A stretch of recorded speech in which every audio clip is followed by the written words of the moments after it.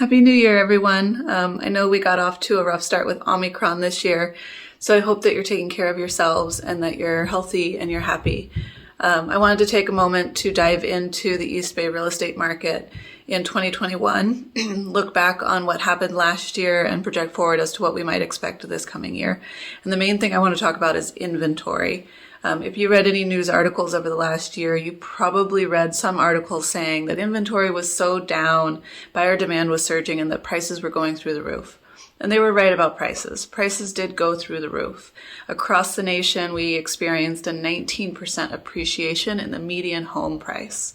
In the East Bay, it was even more than that. So many communities saw somewhere between 23 to 30% of an increase in the median home price. That was a huge jump for 1 year. The thing that the articles did not necessarily have correct was their comments on inventory. If we pull statistics over the last couple decades, you will see that inventory was actually up quite a bit last year. So let's dive into that. The total number of homes that sold in 2021 throughout the Inner East Bay, which is the entire stretch from Richmond View through Oakland and Alameda, the number that sold last year was 5,186 homes. Let me give you some reference on that.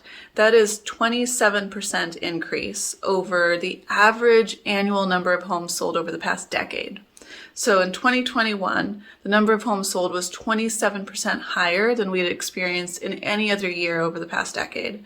In fact, the last time that we saw numbers near that number of home sales was in 2005, 16 years ago. In 2005, the Inner East Bay saw 5,199 homes sold. So inventory was definitely up in our region. So was inventory down last year? Nope, not according to the statistics. Buyers, did you have a hard time finding a home and winning on a home last year because there was just nothing to buy? No, unfortunately, sorry. Sellers, should you be concerned if inventory goes up and that might impact your sales price?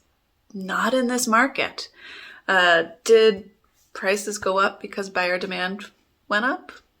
Absolutely. Bingo. Buyer demand went up so much last year that it gobbled up any new inventory, even an elevated amount of inventory, before it really had time to accumulate. And that is why people felt that inventory was down last year. So why? Why did inventory go up? The first thing I want to address is a fallacy that I know is floating around out there because I've talked about this with colleagues and with clients this past week, and a lot of people have brought up the same point. They have said, did inventory go up in 2021 because our market was shut down during the spring of 2020, and a lot of that inventory that would have hit the market in 2020 just rolled over into 2021?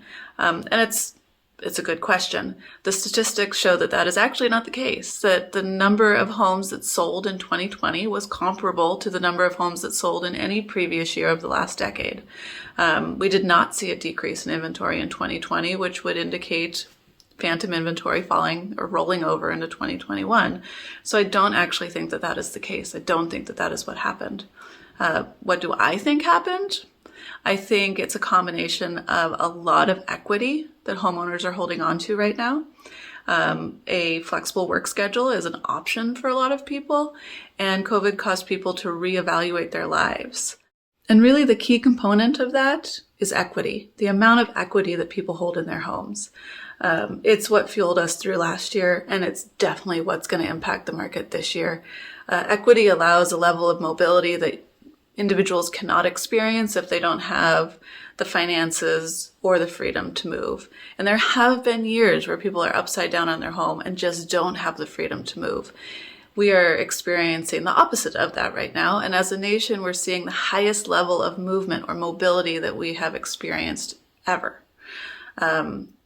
People moving locally, people moving out of the country, people moving out of the state, people moving to Southern California. There's so much movement happening that it's increasing inventory to levels that we haven't seen since 2005. It's also increasing buyer demand as all of those home sellers are also buying on the other end of their journey. So what we will see in 2022, what I very strongly think we will see, is a continued increase in inventory as people reevaluate where they want to be in their life and they leverage that equity that they've built over these several past years.